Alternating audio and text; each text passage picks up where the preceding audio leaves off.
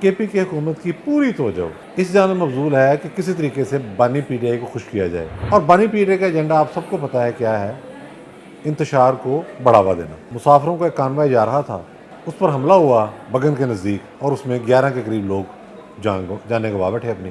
بعد میں پتہ لگا کہ کوئی افواہ اڑی تھی، اس کے نتیجے میں یہ حملہ ہو گیا، کوئی غلط خبر کسی نے پھیلائی تھی۔ اس کے بعد علاقے میں کشیدگی ہوگی بہت زیادہ۔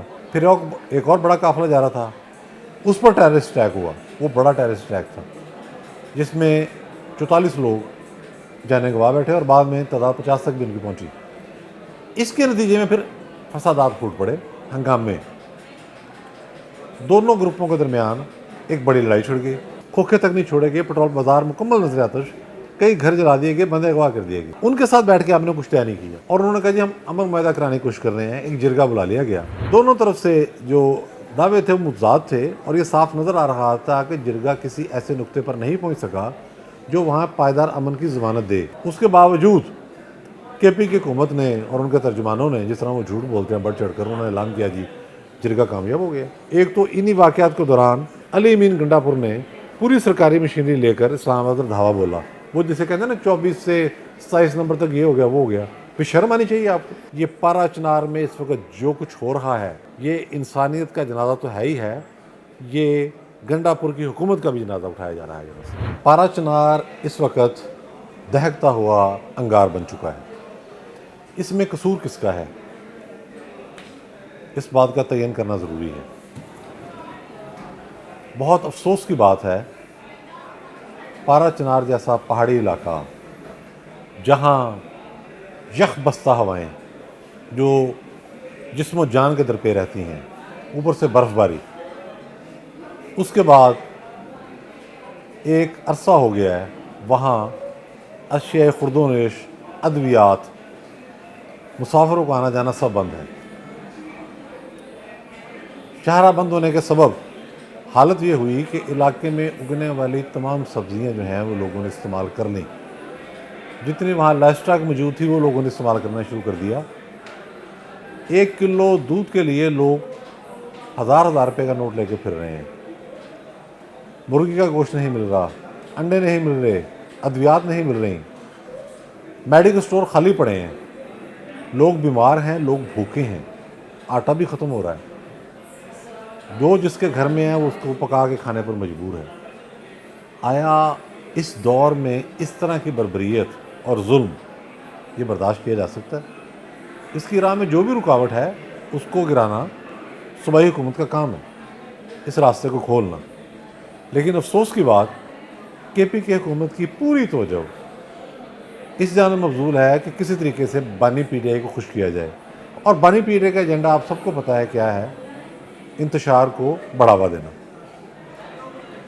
ہمیں ٹھنڈے دماغ سے سوچنا چاہیے کہ پارا چنار میں جو بار بار صورتحال خراب ہوتی ہے اس کی وجوہات کیا ہیں۔ جو تازہ واقعہ ہے وہ اس طرح سے ہوا کہ مسافروں کا ایک کانوائے جا رہا تھا پشاور سے پارا چنار، اس پر حملہ ہوا بگن کے نزدیک، اور اس میں 11 کے قریب لوگ جانے گوا بیٹھے اپنی۔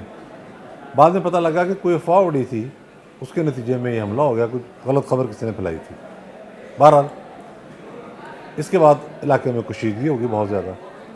جب کشیدگی بڑھی تو اس کے کچھ عرصے بعد کچھ سیکورٹی ارینجمنٹ کیے حکومت نے، لیکن ظاہر ہے یہ آئی واش تھا، تو پراپر ارینجمنٹ نہیں تھا۔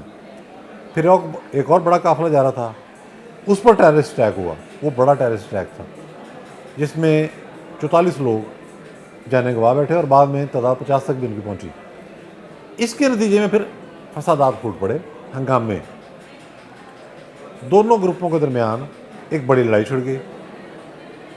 اب جب لڑائی چھڑی تو اس کا یہ پہلو بھی سامنے آیا کہ ایک لشکر بن کے آیا مسلح افراد کا، انہوں نے بگن نام کا ایک گاؤں، یہ وہ گاؤں ہے جس کے قریب یہ دوسرے والے کانوائے پر بھی اس گاؤں کے قریب ہی حملہ ہوا تھا۔ انہوں نے یہاں حملہ کیا اور یہاں پورا بازار جلا ڈالا، پیٹرول پمپ جلا ڈالے، کوئی ایک کھوکھا بھی نہیں چھوڑا، دکانیں اور گھروں پر بھی وہ جو حملہ آور تھے انہوں نے ہلہ بولا، لوگ گھر چھوڑ کے بھاگے، سامان اسباب چھوڑ کے بھاگے، وہاں بھی کچھ لوگ قتل ہوئے، کچھ کو اغوا کیا گیا، تو ایک معاملہ ہو گیا۔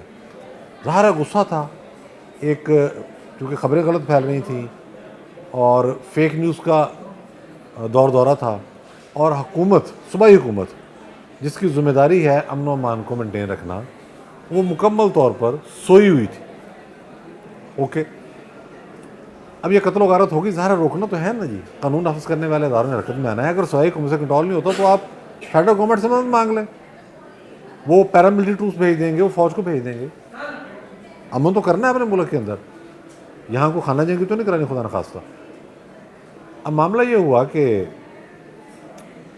بغیر کوئی معاہدہ کیے آپ دیکھیں کہ 100 سے زیادہ لوگ جانے گوا بیٹھے ہیں۔ ایک پہلو کشیدگی بہت زیادہ ہے، دوسرا پہلو، تیسرا پہلو یہ ہے کہ ایک علاقے پر حملہ ہوتا ہے اور اس کی تمام دکانیں جلا دی جاتی ہیں، جیسا میں نے عرض کیا، کھوکھے تک نہیں چھوڑے گئے، پٹرول بازار مکمل نظر آتش، کئی گھر جلا دیے گئے، بندے اغوا کر دیے گئے۔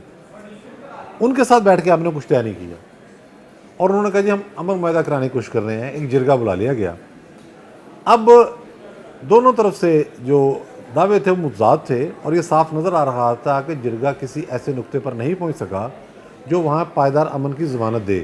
یہ ہم جیسے لوگوں کو باہر بیٹھ کے نظر آ رہا تھا۔ اس کے باوجود کے پی کی حکومت نے اور ان کے ترجمانوں نے، جس طرح وہ جھوٹ بولتے ہیں بڑھ چڑھ کر، انہوں نے اعلان کیا جی جرگہ کامیاب ہو گیا، اور اب جو ہے راستہ کھل جائے گا، یہ قافلے جو ہیں یہ پارا چنار روانہ ہو گئے۔ ڈی سی جو ہیں وہ کرم کے ڈی سی، وہ مذاکرات کے لیے بگن گئے، ظاہر ہے راستہ کھلوا رہے تھے، ان کو احساس تھا کہ یہ معاملہ پوری طرح سے سیٹل نہیں ہوا، جن کا نقصان ہوا ہے جانی یا مالی، ان فریقوں کو آپ نے کس طریقے کے ساتھ ان کا تلافی کرنی ہے، انہیں معاوضہ دینا، تو اس کے بعد آگے بڑھے گی نا۔ ہاں، جو ہارڈ کور کرمنل ان واقعات میں ملوث ہیں ان کو گرفتار بھی کرنا ہے، یہ تو نہیں ہو سکتا کہ خالی معاوضہ لینا، معافی تلافی کرنا، یہ معاملہ بھی نہیں ہو سکا۔ ڈی سی جب وہاں بات کرنے گئے تو کشیدگی اس قدر زیادہ تھی کہ ڈی سی پر فائرنگ ہو گئی۔ یہ ریئر ہوتا ہے، بے شک ٹرائبل ایریا ہو، ڈی سی پر فائرنگ ہو جانا ریئر مطلب واقعہ ہوتا ہے۔ اس میں یہ ہو گیا، بڑا خطرناک واقعہ تھا۔ اس کے بعد وہ قافلوں کی روانگی رک گئی، اور یہ سارا معاملہ ایک ڈولڈر میں پڑ گیا، اور پریشانی پورے پاکستان میں پھیل گئی۔ ادھر حالت یہ ہے کہ پارا چنار کے لوگ، ان کے پاس کھانے کو روٹی نہیں، ان کے پاس دوائی نہیں، ان کے پاس ایندھن نہیں۔ اتنی شدید سردی میں جب خون ہڈیوں میں جم جاتا ہے، وہ ایک خوف کی فضا میں بیٹھے ہوئے ہیں۔ ادھر جو بگن کا ایریا ہے اور آس پاس کے لوگ، ان کا جو نقصان ہوا ہے وہ اس نقصان کو بلانے کے لیے تیار نہیں ہے۔ مالی نقصان بھی ہے، جانی نقصان بھی ہے، اس طرف بھی جانی اور مالی نقصان ہے۔ انہوں نے راستہ بند کیا ہوا ہے۔ اب کچھ لوگ تو سڑک کے اوپر ہیں راستے میں، جن سے نیگوشیٹ کیا گیا، کچھ لوگ پہاڑوں پر بھی ہیں۔ اب یہ ساری صورتحال شدید قسم کی کشیدگی کی نشاندہی کر رہی ہے، یعنی کہ ڈی سی کو گولیاں لگی ہیں، وہ مرتے مرتے بچے ہیں، لیکن آپ دیکھیں کہ صوبائی حکومت کا کیلیبر، ان کی اپروچ، ان کی سوچ۔ ایک تو انہی واقعات کے دوران علی امین گنڈا پور نے پوری سرکاری مشینری لے کر اسلام آباد پر دھاوا بولا، وہ جسے کہتے ہیں نا 24 سے 27 نمبر تک یہ ہو گیا، وہ ہو گیا۔